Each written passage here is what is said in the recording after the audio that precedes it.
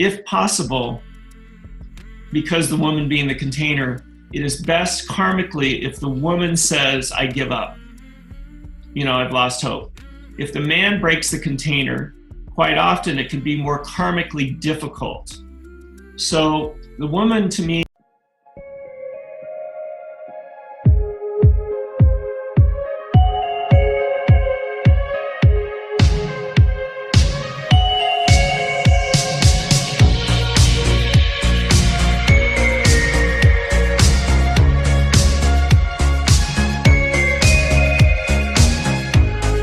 notice that like it also represent yoni, not only represent that but also crisis situation. What does that mean though? And you know, because our culture is could be a highly sexual culture in today's modern society, I was more shocked that it was 4 out of 4. But I can understand in India they don't have sex until after marriage.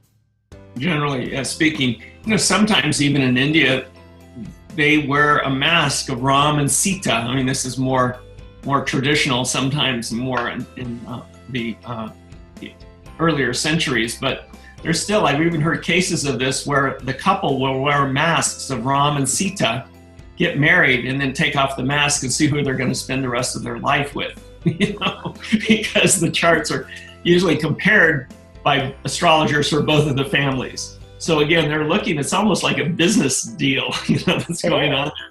But again, now that the culture of India has really moved much more towards, as they would say again, a love match between the charts. Where again, as I mentioned earlier, where I find that there can be kind of this disconnect as strongly as, again, if this Yoni Kuta is like 0 or even 1, sometimes it can be kind of show that, you know, how would you say, that vulnerability that you're speaking of. So that can be a factor that we look at. But again, again, it depends a lot on what the couple's looking for in the relationship. You know, I think this is, again, as you're saying, I mean, it's a real problem in the United States because we tend to be, again, more sexual, more romantically oriented. Now, the other factor I should say that plays into this, though, in terms of sexual connection, besides this moon compatibility. So I would just put the moon compatibility as one cornerstone here, and maybe the Yoni Kuta is one aspect to look at in terms of sexual compatibility. But I often look at contacts, you know, between Venus and Mars, being the planets of love and passion, things like that. So if there's a strong aspect between, a positive aspect, we say, between Venus and Mars, let's just say they're trying each other, is probably a more positive aspect between the two, which means they're around 120 degrees away from each other, then that can create more harmony. Venus-Mars conjunction between the charts is usually very passionate, but again, Mars is kind of tends to be a kind of a challenge planet, so there may be that passion, but sometimes I tell clients that it's so important for most people, because most people come to me that are more spiritually oriented, to make sure that spiritual affinity is there, and the intellectual affinity between the charts, and the friendship, the importance of friendship. And the passion and romance is an important cornerstone for most of us, but it can't run the show, because often I'll see really strong sexual connection between the charts, and it may burn out after a few years. Because the passion can wane, and then there's no foundation on which the chart is built. So again, I'm always a little bit kind of more, even though I call myself a hopeful romantic. And I did get married the second time, and we've been together 30 years, and so it's still a great relationship in terms of everything, all those 4 factors. But again, I look at also the Mercury compatibility between the charts, because the Mercury is more the intellectual connection and the communication. Because if the Mercury compatibility is there, again, it can really help the couple move through a lot, you know, and be able to really be on the same page in terms of communication. Whereas if the Mercuries between the charts are kind of disconnected, if they're in what we call a 2-12 relationship, where they're not really connected up, this can be an issue that they have to work on. in terms of basic communication skills. Of course, I think any couple, that's such a foundational aspect. But we look at the Mercuries between the charts as kind of reflecting that. Yeah, because a lot of people say, oh, communication is really important in a relationship. Communication is really important in a relationship. And not only that, Mercury also represent how friendly you are and how playful you are as well, because it's also ruler Gemini. Yeah, it's a planet to me of humor. Yeah. And for a lot of people, that's a real important factor to have in relationship, is to remember the 3-letter word fun, and humor is really, for some people, that's just, again, if the humor is not there, that can be a real challenge for some people because they need that. And I think it's a healthy, of course, aspect to have for anybody, any couple to have. Yeah, it's very true. And I know that you mentioned earlier about what you notice about couples, what works and doesn't work and why. And I know you mentioned like the 212, and maybe if you can explain what the 212 really represent and why it doesn't work. And, is there a solution for that, or what's going on there? Yeah, well, if you're talking about the moons even sometimes, or Mercury, 212 means is that planets are in adjacent signs to each other. So in Western astrology, they would call this a semi-sextile. It means like they're basically around 30 degrees apart. So it's kind of what I call a disconnect that can happen.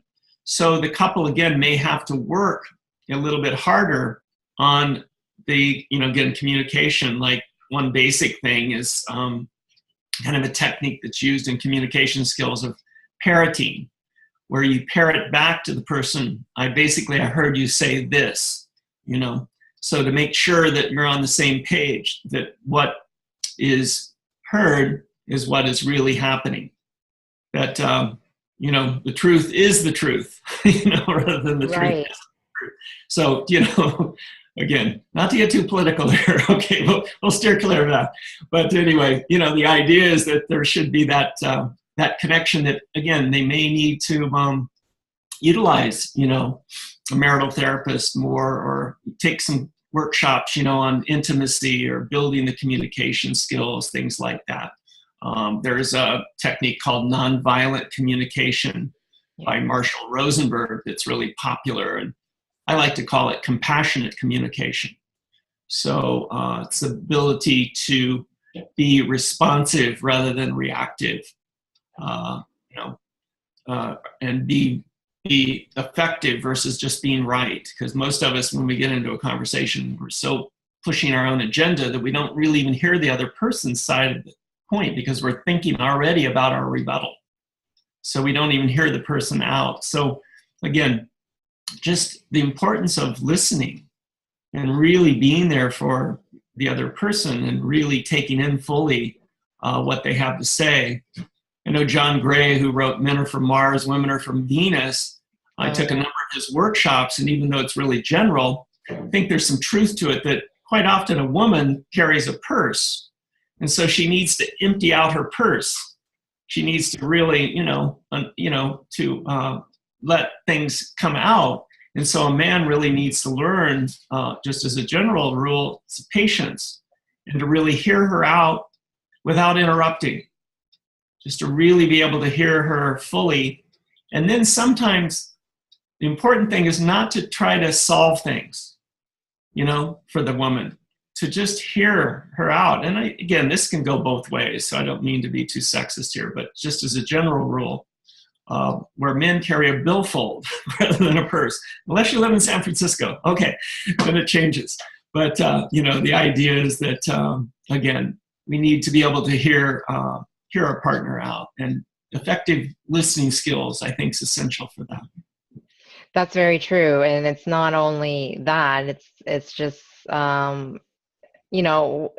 always give the bad rep of Saturn. I think Saturn has a really good place in a relationship because that builds the structure and the foundation and the temperament as well, right? Because Saturn can be very scary, because Saturn is the institute, right? The marriage of institution.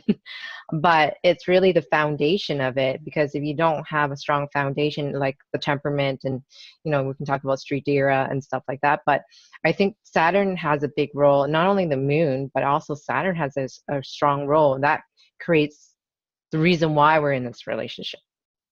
Yeah, as I mentioned earlier, I think it really creates endurance and stability. I'll give you an example, again, using my wife and I, because I've been in this relationship for 30 years. So we've gone through a Saturn return, which usually happens around the age of 29. So Saturn is, again, kind of a really strong planet for us in terms of it's a planet of truth, and it brings things to the forefront. And Saturn, for example, in my wife's chart, her Venus is in Libra, which is a great sign, and it's in that particular nakshatra we talked about of Swati, which is independence, autonomy, needing to kind of a free spirit. And my Saturn, which is in Libra, falls close to her Venus. Now, granted, it's not right on top of it, but it's, within 5 or 6 degrees, so it's close to a conjunction. And so what I've had to learn over the course of the relationship is to not hem her in, not fence her in, not be the wet blanket, because she loves, music and dance and drama and all the Venusian things. And so I've had to learn to not, how would we say, be too controlling or whatever around that, to give her space to, for her to explore that without me trying to hem her in. So it's a little bit like a wild horse that needs a big pasture to roam in. That doesn't mean the person can't be monogamous and all that, but so there could be a fence around the pasture. So there could be some containment, which is Saturn, but it should be one of those fences that's like a steeplechase where the person can jump over it and jump back, They don't feel walled up, walled in, if that makes sense. So it's a good example of the importance of Saturn, but not to get too Saturnian. So finding that balance between structure and grounding, but without being oppressive or controlling. Yeah, because that's really important, because we all have malefic planets, and it all lands in different areas in our chart. We just need to know, like how you were saying, we just need to build a mini fence that is not like trapping them or feels like suffocating them, that they need to go and escape, but they will come back because you have given that freedom and that boundary, that healthy boundary of like, this is okay, I'm okay with you doing this, but here's my limits of like, I kind of need you back home before like 3 a.m. or midnight. Well, it's interesting you bring this up, because they interviewed these women, and these were heterosexual women, and we can talk about gay relationships too, which I think is very important, because I lived in the Bay Area for a number of years, and a lot of my clients were bisexual or gay. But in a heterosexual relationship, there's that importance of, how would we put it, just thinking about how I'd word this. Just again, that importance of the kind of the balance, and that not pushing too far into the relationship in terms of controlling, dominating things. So it'll come back to me. I had a senior moment, a dementia moment. So maybe you can help me bring that point back at some point. I always jokingly say, I don't know if I'm having dementia, or if I have dementia, or I'm in the eternal moment. It's probably a little bit of both, but it'll probably come back to me. There was some point I wanted to make about heterosexual relationships. I think you were mentioning about boundaries, heterosexual, I don't know. I was just mentioning about boundaries between couples, what's okay and what isn't okay. And I noticed that in heterosexual relationship, there's always the top person and the bottom man, right? The top person or the bottom man. So, and I find that it's true that they carry a certain masculine, energy or feminine energy, and what's more comfortable in their relationship, right? So maybe sometimes CUDA doesn't work well that way, because it specifically picks somewhere in that range. But I noticed that, but yeah, in gay relationship, I just find there's always one of them is more dominant than the other one, or wants to be taking charge, and things like that. Yeah, so sometimes I do that. I've done that in the past, exactly what you're saying. And even in heterosexual relationships, there may be where the woman's really strong and dominant and the man's a little bit more feminine or passive. Again, not to be too sexist, but just you get the sense of it. Right. And if the man's comfortable with that, then it can really work, you know? Right. Because there's still that dynamic energy of kind of you could say the masculine feminine dynamic that's there. What can be a problem sometimes is both people are really dominant in the relationship. It can be, you know, like two kings in the same court or two queens in the same court, where there can be that kind of friction. So they actually say in the Kuta system that if two male animals are together, sometimes can be friction between them, or conflicts, or, you know, kind of bickering, because they're both trying to see who's on top, so to speak, as you said, in the relationship. So there can be that aspect.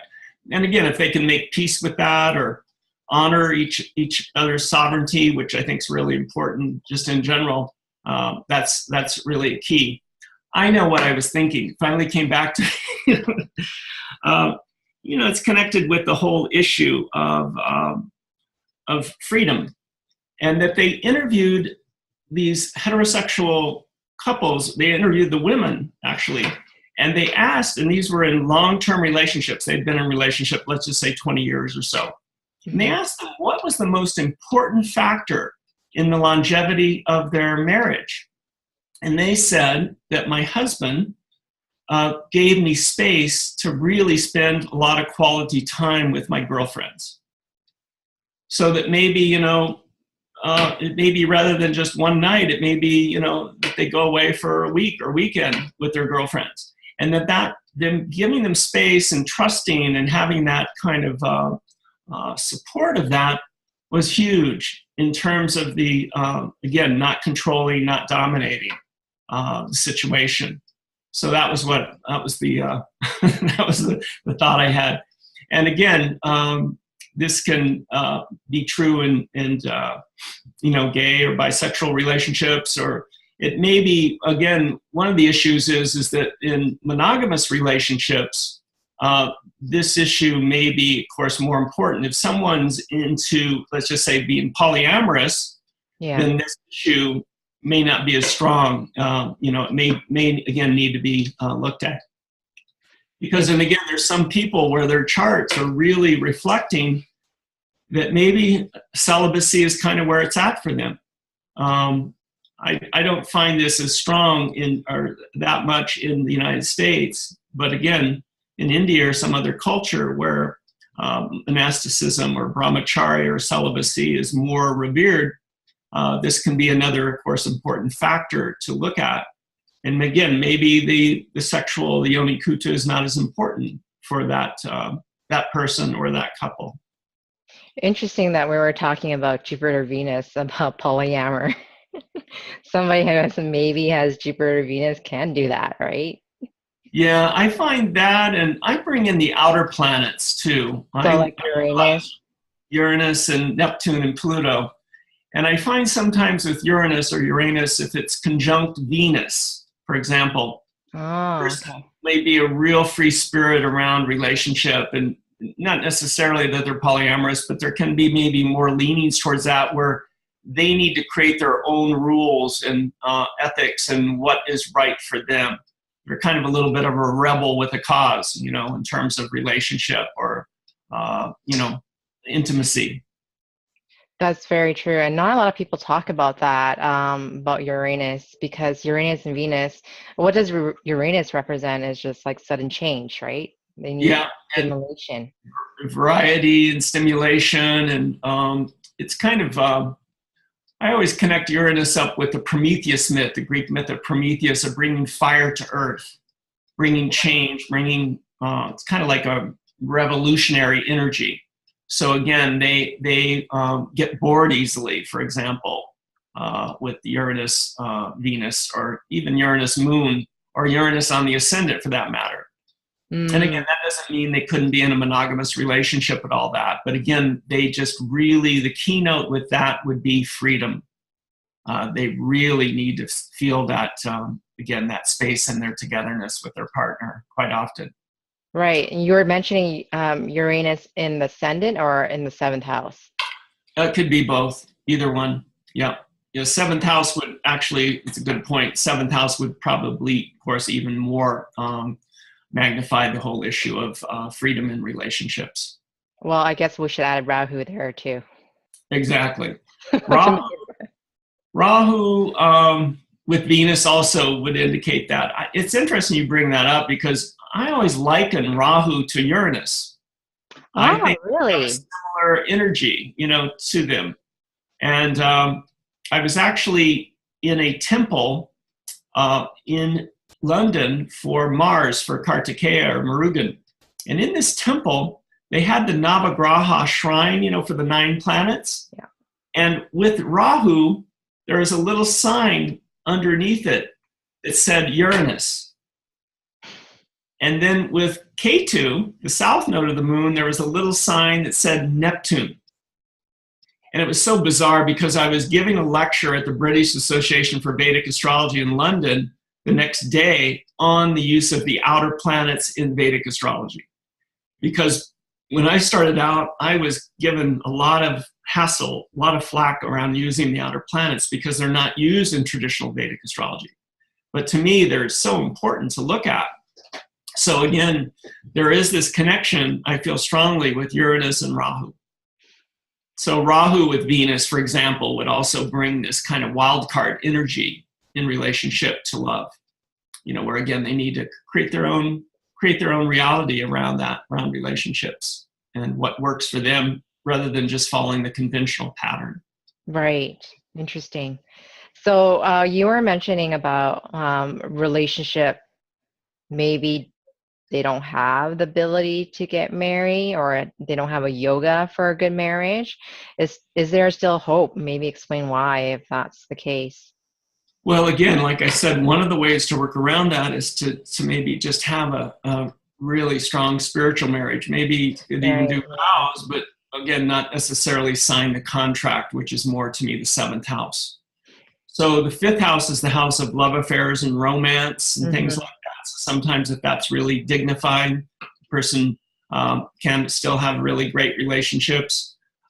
Sometimes, again, for people that have some challenges in the marriage karma, they may have what I call serial monogamy, if they're really into monogamy, where they're just signed up this lifetime for maybe several relationships rather than just one, which quite often is the case, in the United States. What do we have? Over 50% divorce rate.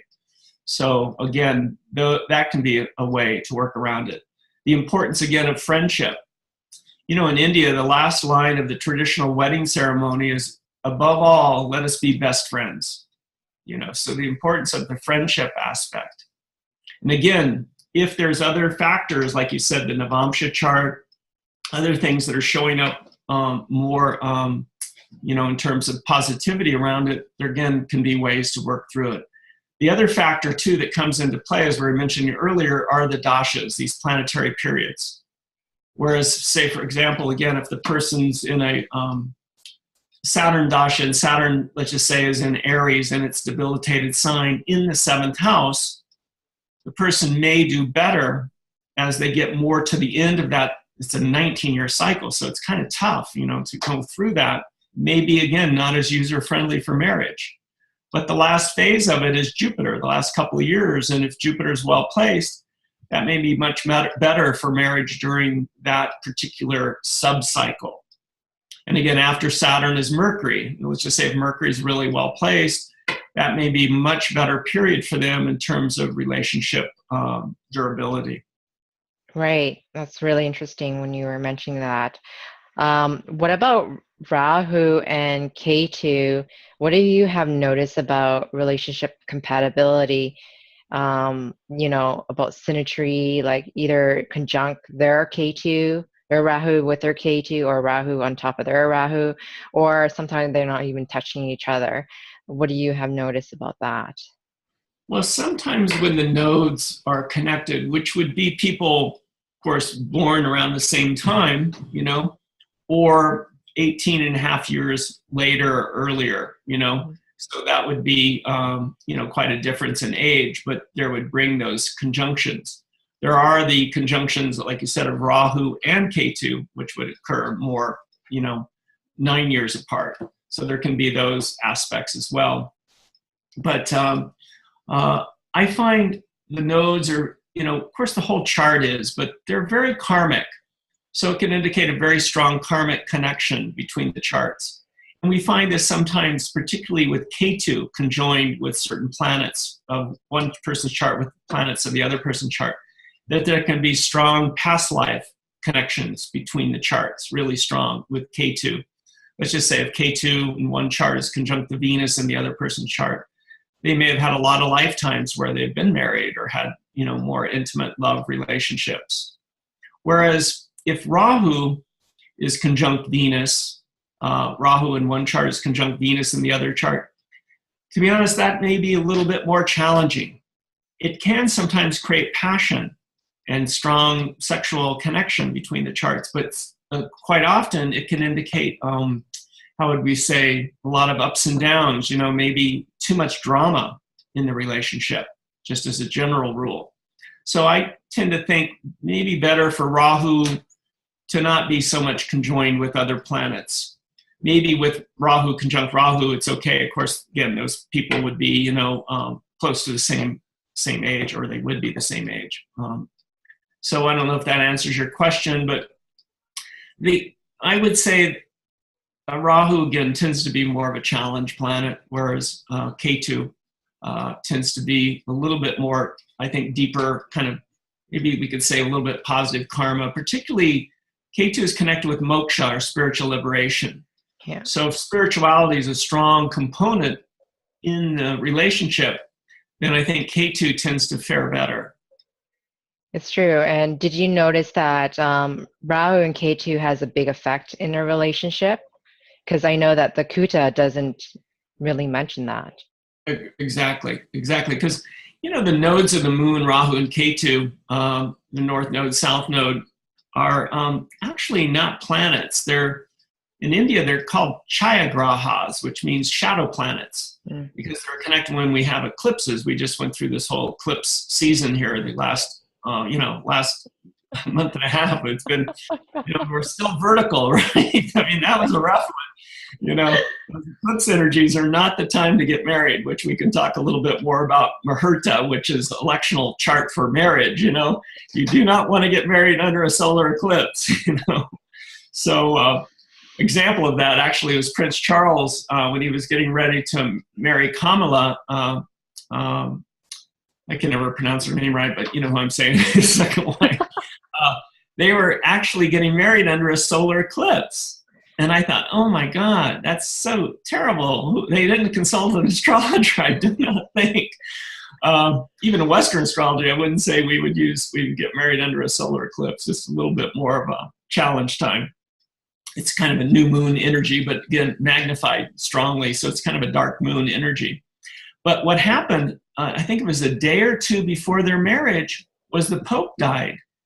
And so they had to cancel the marriage and get married a few days later, which I always thought was kind of divine intervention. Because I had one couple come to me and they were going to get married under a solar eclipse, and it was like a month or two later. And I said, I just can't really say this is a great time because of this eclipse energy. And I said, can you change it? And they said, oh no, we've already sent out the invitations. And sure enough, a couple of weeks before the marriage, they broke up. So again, and I talked to the guy later, like 15 years later, and he still, of course, remembers me, of course, telling him that. And I remember the situation. And he said, thank God I didn't marry that woman. It would have been a train wreck, So again, sometimes the planetary energies, or the gods and goddesses of the divine support, the grace, intervenes. But again, I think that's an important factor I would want to bring up, is the fact that it's good to pick a good marriage chart. Yeah. Because it has its own destiny. Exactly. And it really is helpful. I picked our wedding chart, for example, and it was back in 91. when we actually got married. And we wanted, my wife, because of her work situation, it was better for her to get married more in mid-June that year.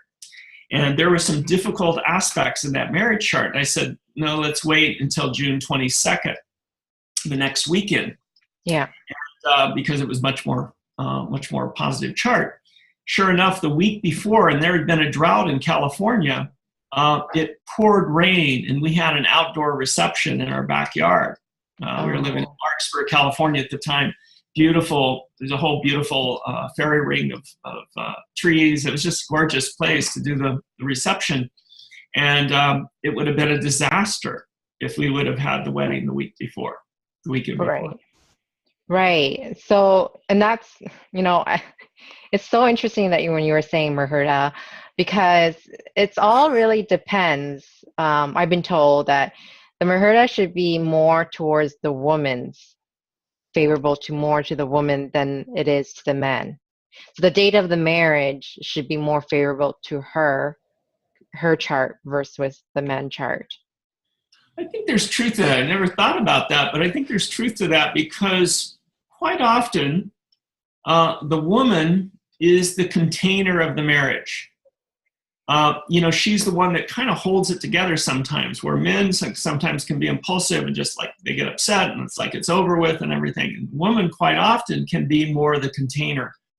John Gray, I remember when I was going through my divorce, he said to me, he gave me this advice. He said, if possible, because the woman being the container, it is best karmically if the woman says, I give up. I've lost hope. If the man breaks the container, quite often it can be more karmically difficult. So the woman, to me, again, she is she is kind of, especially in India, she runs the home. I mean, she's actually in some ways more powerful than the man, really, in terms of the marriage and the home life and all that. Of course, that's in India. But I think even here, there's some truth to that, although it's changed a lot over the last several decades. But again, I think the woman's chart, I would have to agree with you. I think it's probably, all things being equal, better that chart be more in resonance with her. Hopefully you can do both. But again, choosing a Muhurta, if you can get 7 or 8 out of 10, you're doing well. It's hard to find a perfect Muhurta, although, we've got something coming up. Of course, it's really quick. Hopefully people marry the next few weeks, want to have a shotgun wedding or something. Or take or I'll go to Vegas. There is a really nice conjunction or connection between the planets of, as we were mentioning, with Venus, Jupiter, and then the moon right around the 12th and 13th of September. So that's kind of a power time, I think. And again, it could be a time to get engaged or a time to, again, go deeper in a relationship. Or it could bring in, like if you're Aries rising, those planets are all conjoining in the 7th house of partnership. Or if it's in the 5th house, it may be good in terms of romance, things like that. Or if it's in the 11th, it may deepen the friendship aspect. But again, it's a little short notice to get the wedding plans going. But if someone's getting married around that time, they've got the blessing of the planets, It's true, because you can just sign the paper and you can do the wedding ceremony another time period, right? So I think that always works many ways as well. You could kind of play with that, exactly. It's a great time to have a party, too. Of course, it's a Wednesday, Thursday, so you have to have a midweek party, but it's a good time maybe to even sign a contract or launch some business or something like that. So again, I think Muhurta or electional astrology can be utilized. Primarily, most of my clients that come to me for Muhurta is for marriage, starting a business, or for surgery. So that can be a good time. Like, for example, a friend of mine is going to have knee replacement surgery on both of her knees, and she wanted me to try to find a chart that was good. And so I picked that. I told her around the 12th, 13th generally is better energetic for that. So hopefully it'll turn out well. So, but again, it can't hurt to have the planets in some harmony in terms of, especially if it's a major life event. Yeah, that's very true. Dennis, I want to thank you so much for coming on here. And I had a lot of fun listening to you and learn a lot as well, and reaffirming a few things about, about astrology and what works and what doesn't work. And I hope it really helps out my audience here who's listening to it. I know that you're actually having a conference that's coming up pretty shortly. Is that right? Yeah, it's in Sedona, Arizona, where I live, a couple hours north of Phoenix. And Sedona is so magical place, mystical place. If you haven't been here, it's a shrine. The Native Americans would do their sacred ceremonies in Sedona, and they lived on the outskirts. So it was like their sacred temple. So it's beautiful red rocks and very powerful energy here. And the conference is at November 30th to December 3rd of this year. And people, if they want to see go on the website, it's just really simple. It's just Sedona Vedic, VEDIC, astrology.com.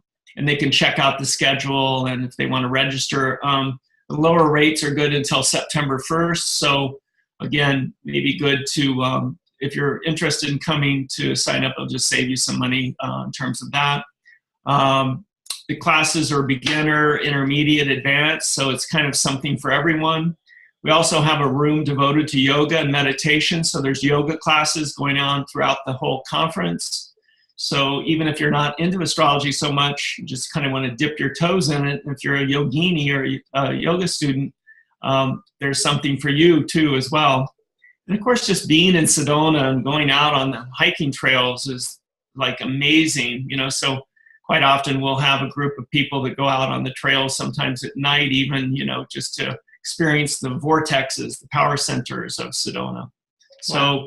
That's happening. And then if people want to contact me personally, my website is just dennisharness.com, just DENNIS, and then harness like on a horse, HARNESS.com. Dennis, I want to thank you so much for you coming on here and teaching us your wisdom and a few of tips that helps relationship out there. If any of you guys are interested in getting a reading with Dennis, I'll leave the link down below and all his information there. Dennis, I want to thank you so much. And everybody, I want to say goodbye. I'll see you guys all next week. Bye Great, now. Cindy. Thank you so much. Bye-bye.